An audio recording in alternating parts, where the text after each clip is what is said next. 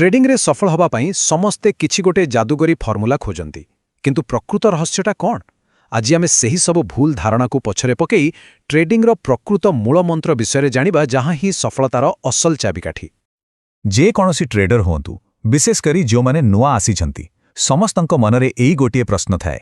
समस्ते से जादूकरी फर्मुला पछरे थांती किंतु प्रकृत उत्तरटा आमे जहाँ भावी थाऊं ताठुरु बहुत अलगा और बहुत गभीर।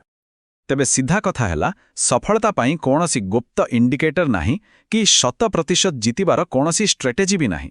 जो माने यह पछरे दौड़ंती से माने प्रायतः गोटे भूल रास्ता रे ही जाउथांती। काहेकि ना प्रकृत सफलता कौनसी बाहर जिनिसरे नुहे बरं निज भितरे ही थाए। ताहेले प्रकृत रहस्यटा कौन? हाँ, यह हेउछि गोटे तीनि भाग्या परस्पर सह जोड़ी होई रहितिबा सिस्टम बा मंत्र। Plan the trade, trade the plan, process over profit और माइंड ओवर मार्केट। मने रखिबाकु हेबो एगुडिको खाली शब्द नुहे, यह हेउछि ट्रेडिंग रो संपूर्ण दर्शन। आसंतु एबे गोटी गोटी करी बुझिबा। प्रथमे आसुछि दि प्लान। एहाकु आमे ट्रेडिंग रो इंजिन बोली कहि पारिबा, जहा आमको लगातार सफलता देबारे साहाय्य करे। आउ सत कहिबाकु गले एही इंजिन बिना ट्रेडिंग गाड़ी टिके भी आगुकु जाई पारिबोनी। तेबे गोटे भलो ट्रेड प्लान रे कोन कोन रहिबा कथा देखंतु, एई पांचोटा जिनिस निहाती दरकार।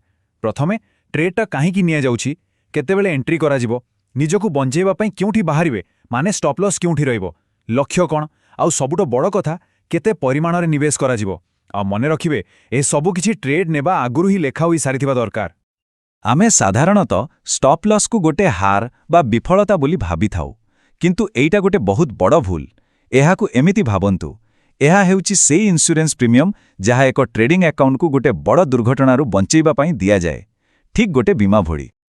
हेले देखंतु, खाली प्लान बनै देले तो काम सरीबनी। सबुठु बड़ काम हैला सेई प्लान को अक्षरे अक्षरे मानि चालिबा। जदि एमिटी करा जाई पारिला तेबे इमोशन रे निष्पत्ति नेबा बंद होई जिवो। से जो फोमो बा किछि मिस करि जिबार भय थाए सेटा रहिबनी। आउ हारिगला परे जो रिवेंज ट्रेडिंग करिवार इच्छा हुए सेथ्रु भी बंची हबो। चलंतु एबे आम मंत्रर द्वितीय भाग को जीवा, दि प्रोसेस। आमे प्लान को इंजिन बोली कहिथिले, ठीक सेमिति प्रोसेस हेउछि सेई इंजिन रो इंधन बा फ्यूएल। आउ एहा रहउछि गोटे एमिथि मानसिक परिवर्तन जहा बिना लॉन्ग टर्म सफलता मिलिबा प्राय असंभव। ए कथाटा सुनिबाकू टिके अजब लागि पारे, किंतु एहा 100% सत। जणे ट्रेडर जेते बेशी टंका कमेबा उपरे फोकस करे तार भूल निष्पत्ति नेबार संभावना सेते बढ़ी जाए। कारण कोन जानती? जेतेबेले फोकस खाली लाभ उपरे थाए सेतेबेले भय आउ लोभ मनकु काबू करिने। ताहेले एई प्रोसेस जिनिसटा प्रकृतरे कोन? देखंतु, एहा हेउछि सेई सबु काम जहा जणे ट्रेडर रो पूरापरी नियंत्रण रे थाए। जेमिति कि मार्केट खोलिबा आगुरु एनालिसिस करिबा, ठीक सेटअप खोजी बाहर करिबा, एंट्री आउ एग्जिट को बिना भूल रे करिबा, आउ प्रतिटी ट्रेड रो हिसाब लेखि रखिबा। फोकस एही जिनिसगुडी को उपरे रहिबा दरकार, लाभ उपरे नुहे। एबे आसिला सबुठु गुरुत्वपूर्ण कथा। गोटे दिन सफल हेला कि विफल ताहा लाभ बा क्षतिरु जणा पड़ेनी। जदि निज प्रोसेस को पूरापूरी मानिछंती तेबे टंका हराइले भी से दिनटा सफल। आउ जदि नियम भांगी टंका कमाइछंती तेबे भी से दिनटा विफल। एइटा ही हेउछि सबुठु बड़ माइंडसेट शिफ्ट। आसंतु एबे आम मंत्रर शेष आउ सबुठु गभीर स्तर को जीवा, दि माइंड। जदि प्लान इंजिन आउ प्रोसेस इंधन, तेबे मन हेउछि सेई ड्राइवर जे ए दुईटा को कंट्रोल करे। काहेकि ना शेषरे सबु किछि आसी मन उपरे ही अटकी जाए। भय आउ लोभ ए दुईटा हेउछंती ट्रेडर सबुठु बड़ शत्रु।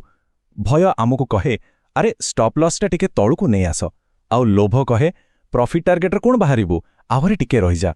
गोटे भलो प्लान आ गोटे शक्त मनर काम ही हेउछि एई दुईटा को काबूरे रखिबा। आमे जेतेबेले धैर्य कथा कहू, ट्रेडिंग रे एहार दुईटा अर्थ। प्रथमतः निजर बेस्ट सेटअप पाए धैर्यर सह अपेक्षा करिबा, आउ द्वितीय रे थरे ट्रेड भितर को गला परे निज टार्गेट आसीबा जाए धैर्य धरी रहिबा। तेणु एहा खाली बसी रहिबा नुहे, एहा हेउछि गोटे एक्टिव डिसिप्लिन। किंतु गोटे प्रश्न आसी पारे, आमर लक्ष्य कोन मार्केटर दिग विषय ठीक हबा नुहे कि? आम समस्तंक भितरे गोटे अहंकार थाए जहा सबुबेडे ठीक प्रमाणित हेबाकू चाहे, किंतु ट्रेडिंग रे एइटा ही सबुठु बड़ फांद। आउ उत्तरटा भी बहुत सीधा, ठीक हेबार कोनसी माने नाही, केवल लाभरे रहिबाटा ही गुरुत्वपूर्ण। एहार अर्थ ट्रेडर रो काम मार्केट विषय भविष्यवाणी करिबा नुहे, बरं जणे अनुशासित रिस्क मैनेजर हबा।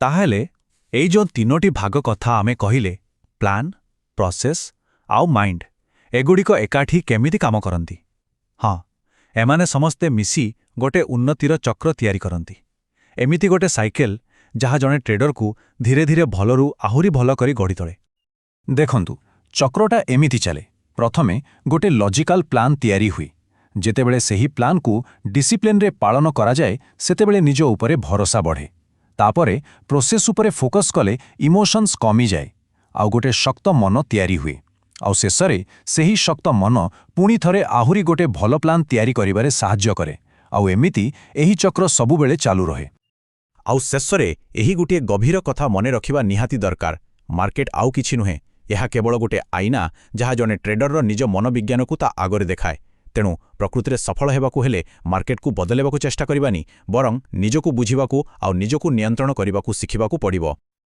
Thanks for watching Odia Stock Pathasala. Don't forget to like, share and subscribe. Your journey to financial freedom starts here.